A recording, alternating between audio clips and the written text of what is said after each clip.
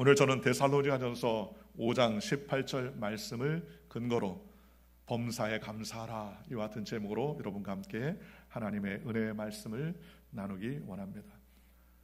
유대인 탈무드에 보면 이런 이야기가 있습니다. 잘 살던 부부가 의견이 확 충돌했어요. 싸우게 됐습니다. 그 싸움을 쉽게 봉합하지 못하니까 점점 마음이 멀어졌습니다. 그리고 부부들이 서로 다투기 시작합니다. 급기야는 나중에 이혼하기로 했어요. 네, 도대체 당신하고는 못 살겠다. 그러면서 남편이 이야기하자. 아내도 내가 당신하고 살아준 것만 해도 감사해라. 지금까지 내가 버틴 것만 해도 정말 제정신이 아니었다. 그러니까 갈라서자. 그랬습니다. 두 사람이 다 갈라서기로 결정했어요. 그랬더니 그러면 모든 것을 반으로 똑 잘라서 나가자. 그랬더니 남편도 오케이, 아내도 오케이 했습니다. 그래서 은행에 가서 있는 돈을 다 찾아서 반으로 착 나눴습니다. 페니 하나 바꾸지 않게 다 나눴어요. 그리고 집 가지고 있었던 조그마한 땅도 다 처분해서 반으로 딱 나눴습니다. 집도 팔았어요. 그리고 반으로 딱 나눴습니다. 그런데 생각하지 못한 문제가 생겼습니다. 그것은 자녀가 11명이에요. 그런데 서로 많이 데려가겠다는 거예요. 11명이니까 반반해서 5명, 그 다음에 남은 1명을 잘라낼 수 없지 않습니까? 그러니까 이거 어떡하냐 고민하다가 당신이 5명 데려가고 내가 6명 데려갈 테니까 그래도 안 된다. 내가 더 많이 데려가겠다고. 그래서 그 동네에 종용 맞는 랍비를 찾아가서 사정 얘기를 했습니다. 그러자 랍비가 지혜롭게 얘기했어요. 하나 더 낳을 때까지만 살아라. 그러면 12이 되면 6명씩 데려가면 좋지 않겠냐. 그렇게 얘기했어요. 그래 좋다. 이게 하나님의 뜻이다. 애들 하나 낳는 게 하나님의 뜻이다. 그렇게 생각을 하고 그 이야기를 듣자마자 부부가 집에 들어가서 이불 쏘고 들어갔어요. 그랬더니 정말 임신을 해서 얼마 안 있다가 아이를 낳게 됐습니다. 아이만 나면 그냥 6명 데리고 이제 끝났다. 이제 작정했는데 웬걸요? 병원에서 아이를 낳는데 아이가 쌍둥이가 나왔어요. 12명이 될 줄 알았는데 13명이 된 겁니다. 그래서 고민을 했어요. 그러면서 부부가 가만히 생각해라. 하나님이 헤어지지 말라는 뜻인가 보다. 언제 또 하나 더 나와서 14명 만들어서 또 헤어지나. 하나님이 이해하고 모자라지만 받아들이고 용서하고 살라고 하나님이 그렇게 이야기하시는구나 라고 하나님의 뜻인 줄 알고 그때부터 마음을 열고 행복하게 살았다는 그러한 이야기를 들어봤습니다. 여러분, 우리가 살다 보면 하나님의 뜻을 몰라서 방황할 때가 많습니다. 어디로 가야 되는데 가지 못해서 무엇을 해야 될지 어찌할지 몰라서 합니다. 어렸을 때 초등학교 때 길을 가다면서 재밌는 놀이를 한 적이 있어요. 손바닥에 탁 펴놓고 침을 탁 뱉습니다. 좀 더럽지만 그리고서 두 길이 딱 나오면 어디로 갈까 고민이 돼요. 그러면은 침을 뱉어놓고 손가락으로 탁 치면 침이 많은 튀는 쪽으로 가는 거예요. 침 많은 쪽으로. 이 길이다. 또 가다가 또 두 길이 나오면 또 침을 뱉어놓고 탁 치면 또 한쪽으로 탁 튀어요. 그러면 또 갑니다. 그러다가 집에 못 돌아올 뻔했었습니다. 하나님의 뜻을 구하는 게 얼마나 중요합니까? 때때로 우리가 작정기도도 하고 금식기도도 하고 또 여러 가지 하나님 앞에 묻기 위해서 우리의 문제들을 이야기합니다. 또 믿음의 선배들에게 상담받기도 합니다. 하나님의 뜻을 아는 것이 우리 인생에 매우 중요한 것이에요. 그런데 비단 평신도뿐만 아니라 사역을 하는 목사에게도 마찬가지입니다. 그런데 작정기도도 하지 않아도 또 믿음의 선배들에게 고민을 상담하지 않아도 알 수 있는 하나님의 뜻이 있습니다. 그 하나님의 뜻이 어디 있습니까? 오늘 데살로니가전서 5장 16절에서 18절에 우리에게 하나님의 뜻이다 하고 아예 못 박아서 말씀해 준 게 있어요. 그게 뭡니까? 항상 기뻐하라, 쉬지 말고 기도하라, 범사에 감사하라. 이것이 그리스도 예수 안에서 너희를 향하신 하나님의 뜻이니라 라고 말씀하셨습니다. 하나님의 뜻 세 가지를 우리에게 얘기했어요. 저도 자녀를 키우다 보니까 자녀가 항상 기뻐하면 부모가 마음이 기쁩니다. 자녀가 고민하고 괴로워하면 부모는 더 그것 때문에 괴로워합니다. 그러니 자녀가 항상 기뻐하고 해피한 것을 부모가 원하죠. 또 부모는 자녀하고 항상 기도하기를 원합니다. 기도는 뭡니까? 대화잖아요. 대화. 자녀에게 대화하기 원합니다. 대화하기 원하는데 그 대화를 잘하는 것이 바로 부모와의 대화 잘 되는 것을 원하죠. 제가 저희 아내가 수술한다고 장문으로 해서 했어요. 자세하게 해서 담낭 떼어낸다. 담낭이 뭔지 모를까봐 영어로 다 해가지고 해서 장문의 글을 써서 시카고에 있는 아들하고 또 캐나다에 있는 아들한테 보냈습니다. 이렇게 하니까 너희들 기도해라. 그러면서 엄마가 건강하기 위해서 기도해라 그랬어요. 이제 보내고 나면 그래요 아빠 너 뭐 어떻게 기도할게 그러면서 답장이 올 줄 알았어요. 그랬더니 큰 놈한테 답장이 탁 오더라고요. 뭐가 오느냐, 표시가 오케이 표시가 하나 딱 띵 하고 뜨는. 그리고 조금 있다가 보니까 둘째 아들 캐나다에서 왔는데 엄지척 하나가 딱 오더라고요. 대치 그것을 끝이에요. 뭐 어떻게 됐느냐, 어떻게 뭐 진행이 됐느냐, 뭐 왜 그랬느냐, 뭐 아무 소리도 없어요. 그냥 오케이, 큰 놈은 오케이 표시, 둘째 놈은 따봉 표시 하나만 보냈어요. 대화하기 원합니다. 그렇잖아요. 대화하기 원해요. 그래서 제가 답답해 전화했어요. 큰아들한테 그랬더니 내가 보낸 문자 받았냐? 받았다는 거예요. 기도해라. 기도하겠다는 거예요. 대치 그걸 끝입니다. 자꾸 대화하기를 원하잖아요. 우리 부모님답게. 그리고 세 번째는 늘 감사하고 행복하기를 원합니다. 부모 입장이 마찬가지예요. 자녀가 다 감사하고 행복하기를 원하는 거예요. 하나님도 우리에게 세 가지 큰 뜻이 있습니다. 우리 항상 기뻐하기를 원합니다. 즐거워하기를 원합니다. 그 다음에 하나님과 대화하기를 원합니다. 궁금합니다. 우리가 어떻게 사는지. 제가 자녀들이 멀리 있으니까 저희 집사람이 너희들 밥 어떻게 먹나, 아침 먹고 찍고 점심 먹고 찍고 저녁 먹고 사진 좀 찍어서 보내달라. 어떻게 잘 먹고 있는지 궁금하니까. 그랬더니 정말 말 그대로 잘 찍어서 보내요. 밥 먹을 때마다 찍어서 보내더라고요. 근데 그걸 보면서 저희 집사람이 보더니 아유 오늘 아침에 잘 먹었구나, 아유 오늘 점심도 넉넉하게 먹었네, 저녁도 부실하지 먹지 않고 잘 해서 먹었구나, 안심하는 거예요. 뭐 하기를 원합니까? 대화하기 원하고 그 다음에 항상 감사하기를 원하게 되더라는 것입니다. 오늘 성경 말씀이 우리에게 하신 하나님의 뜻이다 그랬습니다. 그런데 그 세 번째 뜻이 뭐냐? 범사에 감사하라. 범사에 감사라는 말은 무엇입니까? 모든 상황 가운데서 하나님께 감사하라는 거예요. 어떤 상황 가운데서도 하나님을 찬양하고 하나님께 영광 돌리라는 거예요. In Christ Jesus, 예수 안에서 또 뭐라고 말합니까? In all circumstances, 모든 일들 가운데서 하나님께 감사하라는 것입니다. 그렇다면 우리가 무엇에 대해서 감사해야 될까요? 이 모든 일에 감사하라. 범사라는 말에는 세 가지의 시가 있습니다. 이 세 가지의 시를 통해서 우리가 나누기 원합니다. 첫째로 베풀어 주신 은혜에 감사해야 된다는 겁니다.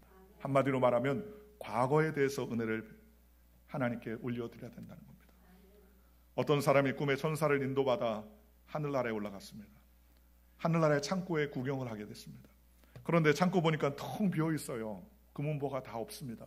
그래서 이 창고에는 왜 금은보가 다 하나도 없냐 그랬더니 이 창고는 성도들이 기도할 때마다 하나님이 보내주시는 창고다.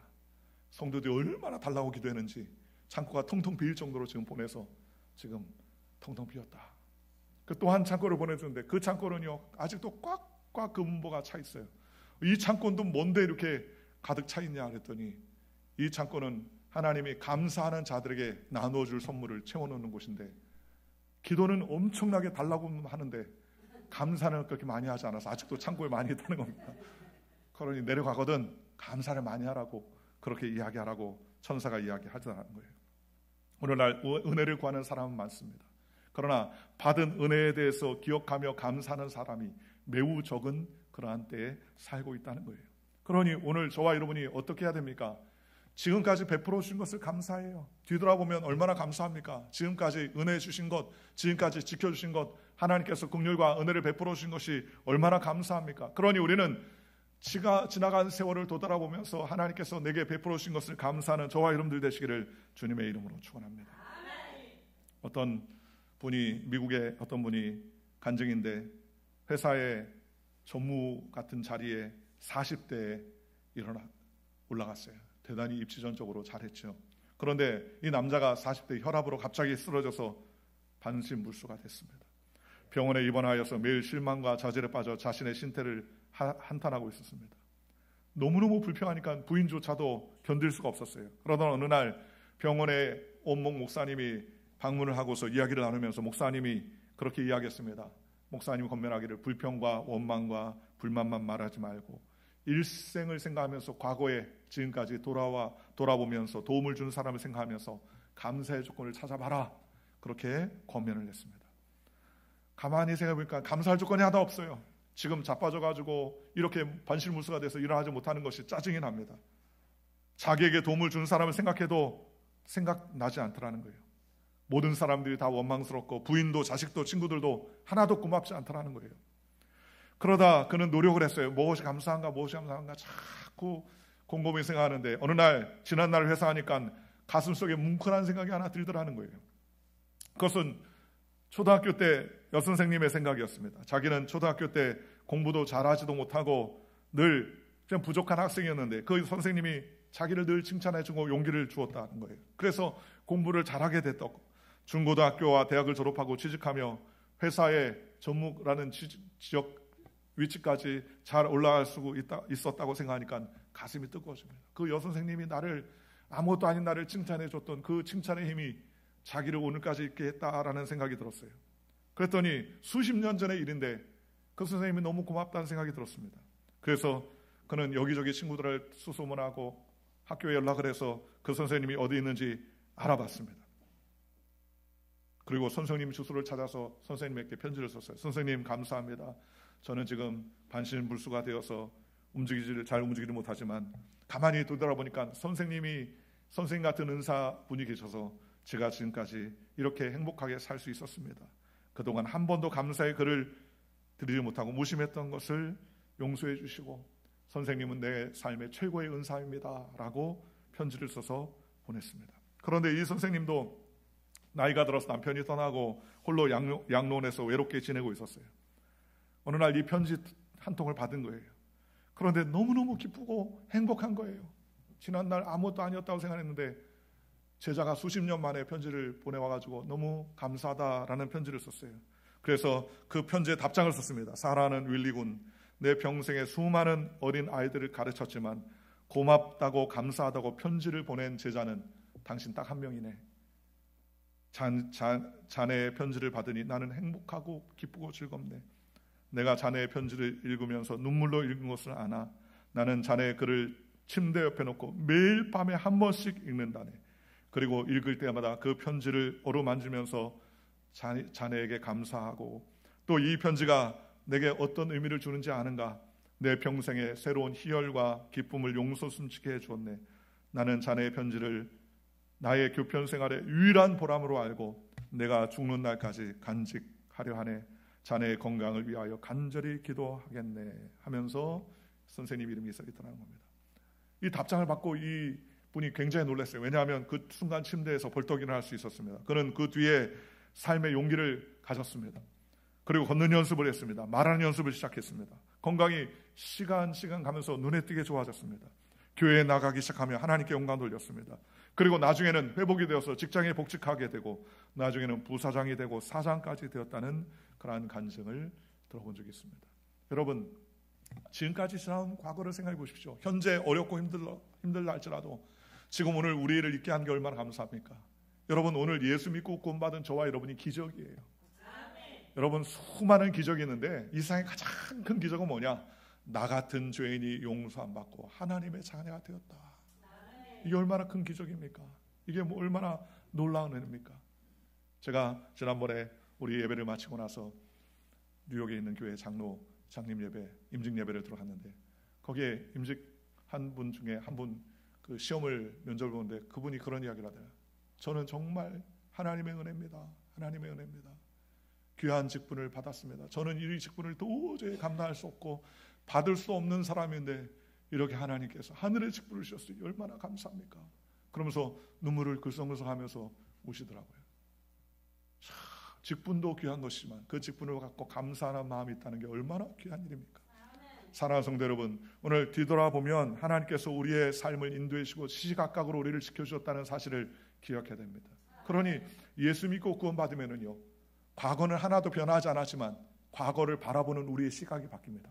아, 하나님이 나를 이렇게 인도해 주셨구나. 그때 어려운 일이 있었을 때 하나님께서 나를 인도해 주셨기 때문에 내가 오늘날 이 자리에 있을 수 있었겠구나. 제가 캐나다에서 목회할 때 우리 장로님이 그를 얘기를 해요. 자기가 한국에 있었으면 자기가 왜 캐나다에 와서 이곳 런던이라는 지역에서 왜 이렇게 살았는지 자기 이해할 수 없다는 겁니다. 내가 왜 어찌어찌 하다가 이 캐나다 소도시 런던이라는 곳에 와가지고 살고 있나. 그런데 어느 날 가만히 생각해 보니까 하나님이 나를 예수 믿게 하려고 이곳에 보냈구나라는 생각이 들더라는 거예요. 왜냐? 그분이 한국에 있을 때는 교회는 갈 수 없었대요. 워낙 바쁘니까. 삼성이라는 대기업의 임원으로 있으니까는 아침 꼭두 새벽에 가고, 그때만 해도 그 회사는 다른 회사가 9시에 출근하는데 7시에 출근했대요. 그리고 7시에 출근하면 그 전에 나가지고 4시에 퇴근하라는데 퇴근해서 4시에 퇴근하면 일을 누가 해요? 그래가지고 일을 다 가져가가지고 호텔을 잡아가지고 거기서 또 직원들하고 일하고 밤늦게까지 일하고, 그리고 새벽별 보고 퇴근하고 새벽별 보고 출근하고. 그래서 아이들 얼굴을 기억도 잘 못한답니다. 그러다가 이민을 왔어요. 그러고 나서 교회를 갔어요. 교회를 갔는데 그 교회가 참 재밌는 교회인가. 교회가 조그만 교회였는데 교회에서 그날 남성교회 회장을 뽑는답니다. 그러면서 남성교회 회원들이 다 모여가지고 투표를 해가지고 뽑긴 했는데 투표는 안 된다. 누가 누군지도 잘 모르는데 다들 새로 왔어요. 제비를 뽑자. 바둑알을 잔뜩 놓고 흰돌 하나를 넣어가지고 흰돌 뽑는 사람이 남성교회 회장이 된다는데, 자기가 그날 처음 교회 갔는데 딱 들어봤더니 흰돌이더래요. 당신 남성교회 회장이야? 그래서 남성교회 회장이 된다. 기도도 할 줄 모르는 남성교회 회장. 근데 지금 뒤돌아서 생각해보면 어쨌든 맡겨준 일이니까 최선을 다한다고 이리 뛰고 저리 뛰고 하면서 신앙이 자라기 시작해서, 하나님, 내가 한국에 있으면 저러다가 술 먹고 일 때문에 치여서 아마 죽어도 일찍 죽었을 텐데 하나님께서 나를 이곳에 예수 믿게 하려고 보내주셨구나. 그러면서 감사합니다, 감사합니다 고백하더라는 것입니다.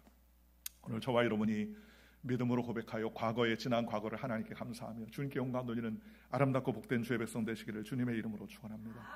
두 번째로 우리가 감사하는 것은 지금이 감사해야 돼요. 지금 현재를 감사해야 됩니다. 지금 상황을 하나님께 감사해야 됩니다. 감사는 받은 것부터 시작되는 것이 아니라 현재의 은혜를 깨닫는 것부터 시작하는 거예요. 그러니 여러분 얼마나 감사합니까? 얼마 전에 뉴스를 보니까는 삼성에서 나온 폴드폰이라고 이렇게 접는 폰이 있잖아요. 접는 폰. 여러분들도 가끔 갖고 계신 분 봤는데요. 이 폴드폰이 얼마나 접었다 폈다 하는데 괜찮을까 해가지고 실험한 영상이 있더라고요.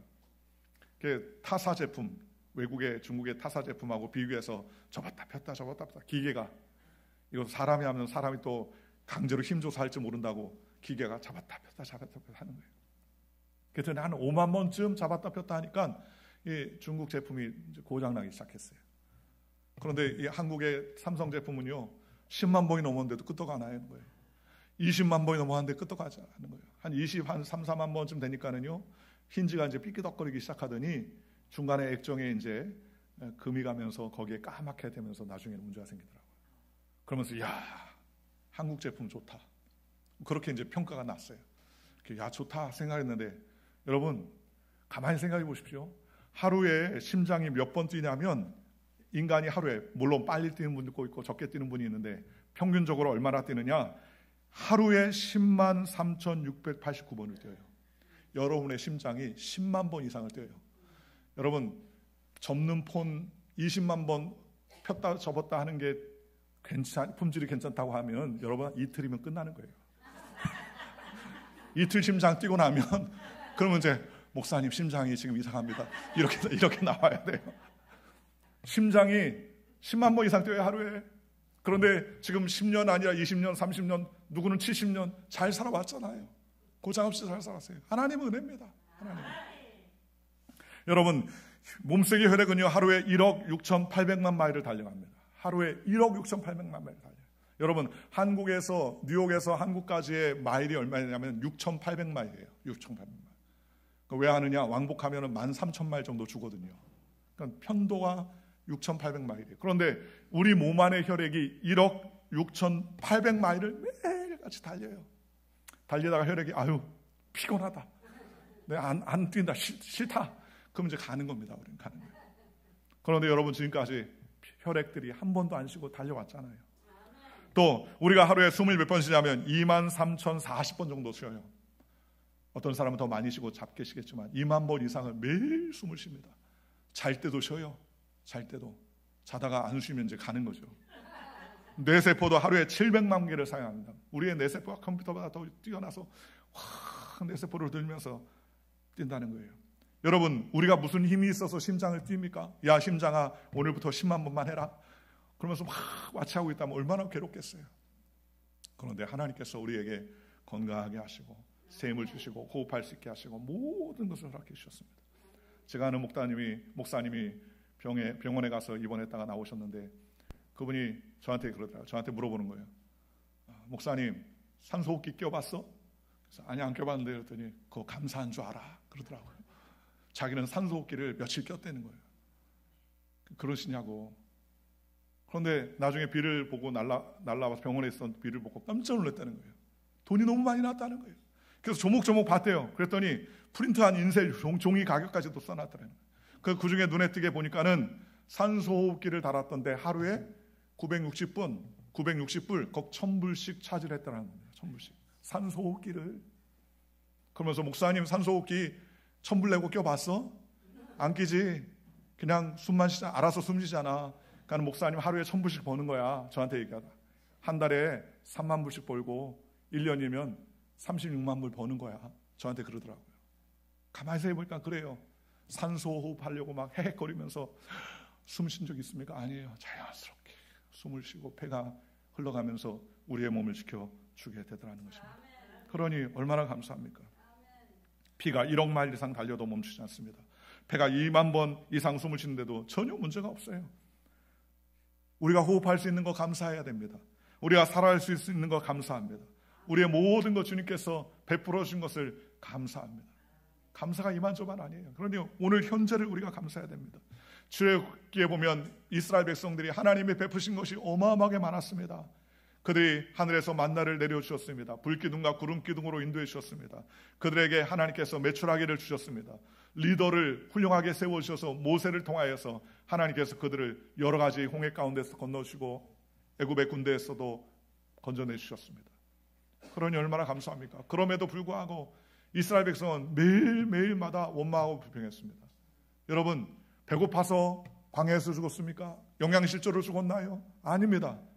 그들이 무엇이 없어진 것이 아니라 원망과 불평으로 광야 가운데 1세대가 죽었다고 성경은 말하지 않습니까? 그러니 오늘 저와 여러분이 원망과 불평을 예수의 이름으로 떨쳐버리고 우리는 감사와 찬양으로 하나님께 영광 돌리는 믿음의 백성이 되시기를 주님의 이름으로 축원합니다. 우리가 사람을 만나도 감사와 찬양과 영광을 돌리고 해피한 믿음의 동역자가 되어야 됩니다. 원망과 불평하는 사람과 함께 밥을 먹으면 소화도 잘 안 돼요. 짜증납니다. 저도 이렇게 목회자라고 종종 많이 만나는 때가 있는데 어떤 목사님 중에 한 분은 사사건건 그냥 불평과 원망을 해요. 커피집에서 커피가 나오면 이 집 커피는 이렇게 맛이 없다고 투덜거립니다. 왜 안 줬어요? 다른 데 가시지. 또 말끝마다 불평과 불만을 합니다. 불평과 불만을 하니까 옆에 있으니까 갑자기 막 마음이 짜증이 나는 거예요. 불평과 불만을 하니까. 그래서 웬만하면 혹시 만날 때 있으면 좀 멀리 앉으려고 해요. 멀리 앉아. 저분 옆에 멀리 앉아야 돼요. 그래도 감사하고 행복한 사람들. 제가 옛날에 성가대 찬양하는데 살아계신 주라는 그 곡을 찬양하는데 옆에 불평 많이 하는 그 나이 든 저보다 한 2살 많은 성가대원이 있었습니다. 이분이 투덜투덜해요. 투덜투덜. 그런데 살아계신 주라는 곡목을 딱 보더니 그럼 뭐 주님이 살았지 죽었나? 그러면서 또 찬양을 하더라고요. 우리의 입술에서 불평과 원망을 제하고 하나님 앞에 늘 감사와 찬양을 하면 하나님께서 덤으로 더 복을 주시고 은혜를 베풀어 주시더라는 것입니다. 그러니 오늘 저와 여러분이 원망과 불평을 제할 수 있는 방법은 다른 것이 없습니다. 감사해야 돼요. 자꾸 감사하면 원망과 불평이 떠나갑니다.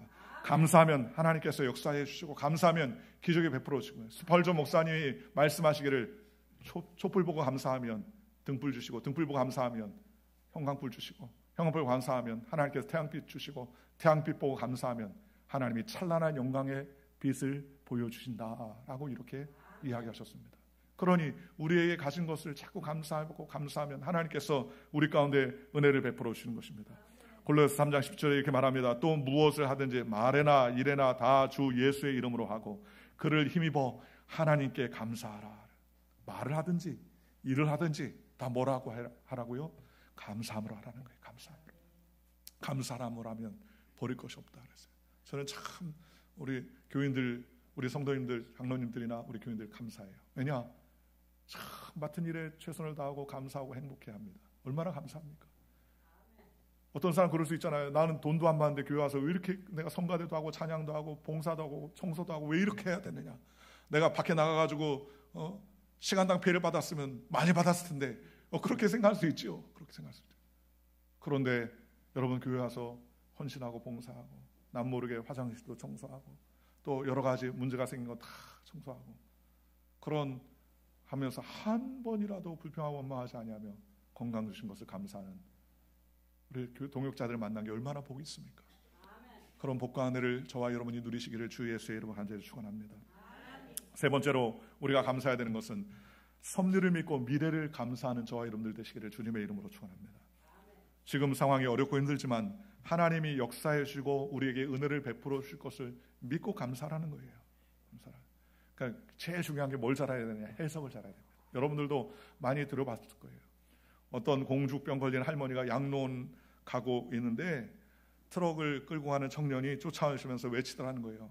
같이 가 처녀! 그러더라고요. 같이 가 처녀. 갑자기 이 할머니가 마음이 쿵쾅쿵쾅 뛰게. 왜냐? 나를 처녀로 생각하고 나의 뒷모습을 보고 같이 가 처녀로 쫓아오는구나. 그렇게 생각을 했어요. 너무 기분이 좋았어요. 그래서 또 모른 척하고 가고 있는데 같이 가 처녀! 또 그러더라는 겁니다. 그러면서 막 가슴이 쿵쾅쿵쾅 뛰어요. 처녀 때 그 기분으로 나를 쫓아오는 청년이 있구나 생각하니 너무 기분이 들어와서 좀 뚜렷하게 됐잖아요. 보청기를 주머니에 꺼가지고 귀에 꽂았대요. 그랬더니 갈치가 1,000원 이러더라고요. 갈치가 1,000원. 여러분 무슨 이야기예요? 해석을 우리가 잘해야 됩니다. 갈치가 1,000원에도 가치가 처녀로 들으면 개복된 거예요. 우리의 미래는 하나님이 보장해 주신다 그랬습니다. 하나님이 책임져 주신다는 거예요. 그러니 우리는 두려워할 것 없습니다. 너희는 아무것도 염려하지 말라.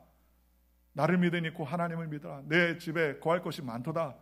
내가 가서 처소를 예비하러 가노니 가서 내가 처소를 예비하면 나 있는 곳에 너희도 있게 하리라 그랬습니다. 이제 연세가 드신 분들은 아파트를 당첨되면 참 좋죠. 노인 아파트 이제 당첨되면 좋아요. 요즘에도 보니까 몇 개도 오픈돼서 관심이 이 추첨하면 당첨되면 좋겠다라고 생각해요. 그런데 안 당첨되면 그것도 힘들죠. 그런데 하나님은요 우리를 추첨해서 뽑지 않습니다. 다 예배해놓으세요. 다 맨션을 예배해놨습니다. 맨션. 그러니 얼마나 감사합니다. 우리의 미래의 모든 것을 준비해놓으시고 예배해놓으셨다고 성경은 말합니다. 그러니 우리는 날마다 감사하는 저와 여러분들 되시기를 주님의 이름으로 축원합니다. 1871년 10월 9일 미국 시카고에 큰 대화재가 일어났었습니다. 이 화재는 미국의 역사상 최악의 화재로 대도시 하나가 완전히 잿더미로 변했어요. 그때 D.L. 무디 목사님이 교회와 집이 잿더미가 됐습니다. 15년 동안 공들여 쌓아온 사역에 결정적인 타격이 있었습니다. 각 기자들이 화재 현장에 도착해 보니까 건물이 모두 다 불타고 있었어요. 무디 목사님은 그때 굉장히 유명한 목사님이었습니다. 기자들은 무디 목사님 옆에 가가지고 빈정거리며 이야기했습니다. 목사님, 하나님이 살아계시다면서요? 그때 하나님은 어디 계셨습니까? 교회가 불타고 있었는데 살아계신 하나님은 어디 계신가요? 목사님이 늘 하나님은 전지전능하시다고 그랬는데 그 전지전능하신 하나님은 화재할 때는 능력이 없으신가 봐요? 그러면서 빈정거리면서 이야기했습니다. 그랬더니 목사님이 이렇게 얘기합니다. 나는 벌써부터 하나님, 우리 교회가 지금 성전이 꽉 차서 새로운 성전이 필요합니다 라고 기도했는데 그 응답으로 하나님이 우리 교회를 불타게 해주셨다.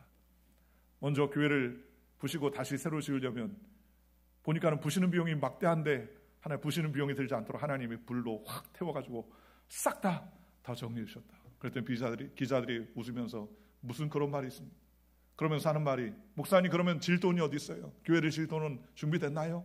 그랬더니 그때 무디 목사님이 겨드랑이에 낀 성령책을 딱 보여주면서 말하기를 나는 수표와 돈을 가지고 나오지 못했습니다. 그러나 아무리 써도 바닥이 나지 않는 하나님의 금고인 성령책을 가지고 있습니다. 그리고 그때부터 하나님께서 우리 교회를 축복하실 것입니다. 그리고 나서 무디 목사님이 영국에 부흥회를 가게 됐어요. 교회가 다 불타고 없어진 그런 상황 가운데서도 믿음을 지켰던 무디 목사님의 설교가 모든 영국의 성교들에게 큰 반향을 일으키고 거기에 부흥운동이 일어나며 성도들이 무디 목사님을 돕기 위해서 십시일반으로 헌금을 하였는데 어마어마한 많은 헌금을 하게 되었고 결국 영국 성도들이 바친 헌금으로 화재가 난 그 자리에 옛날보다 더 아름답고 크고 좋은 교회를 지을 수 있었다는 거예요. 모디 목사님의 이야기를 통해서 우리가 알 수 있는 것이 있습니다. 감사는 환경의 문제가 아니라는 거예요. 감사는 믿음의 문제라는 겁니다. 안 좋아도 우리가 믿음을 가지고 의지를 가지고 하나님께 감사하면 하나님이 이 모든 것을 더하여 책임져 주신다는 것입니다. 그러니 누가 감사하며 삽니까? 환경 좋은 사람은요? 아니에요. 돈 많은 사람이요? 아닙니다. 능력 있는 사람이 감사하나요? 아닙니다. 믿음이 좋은 사람이 감사하는 거예요. 어떤 환경과 어려움 가운데서도 믿음을 지키며 주님을 영화롭게 하며 하나님께 예배하겠다는 마음의 결정과 태도를 가진 사람을 통해서 하나님께서 역사하시고 은혜를 베풀어 주신다는 것입니다. 그런데 우리가 원망과 불평이 왜 나오냐? 믿음이 떨어지면 나오는 거예요. 여러분 주변에 원망과 불평이 자꾸 하는 분이 있다면 저분이 믿음이 지금 모자라서 그렇구나 라고 이해하시면 되겠습니다. 그러니 믿음을 가지면 원망과 불평이 떠나고 환경 가운데서 감사를 할 수 있게 되더라는 것입니다. 오늘 저와 여러분이 그 감사의 열매를 맺으시는 믿음의 백성이 되시기를 주님의 이름으로 축원합니다. 다니엘은 어떤 상황 가운데서도 감사했습니다. 하루에 3번씩 여전히 창문을 열어놓고 늘 그래왔던 것처럼 하나님께 감사하였더라라고 성경은 말씀하셨습니다. 과거에 지나온 과거들을 조망하며 감사하고 오늘 현재 나를 있게 하신 하나님께 감사드리며 앞으로 우리를 인도해 주실 하나님께 감사하면 우리의 삶의 감사가 계속 넘칠 수 있도록 하나님께서 은혜와 은총을 베풀어 주신다는 것입니다. 그러니 우리는 어떤 경우에도 하나님 앞에 예배하며 믿음을 가지고 감사로 우리의 삶을 엮어나가는 존귀한 백성이 되시기를 주님의 이름으로 축원하고 범사에 감사라는 말씀이 우리의 삶에 넘치게 되시기를 주 예수의 이름으로 간절히 축원합니다. 기도하겠습니다.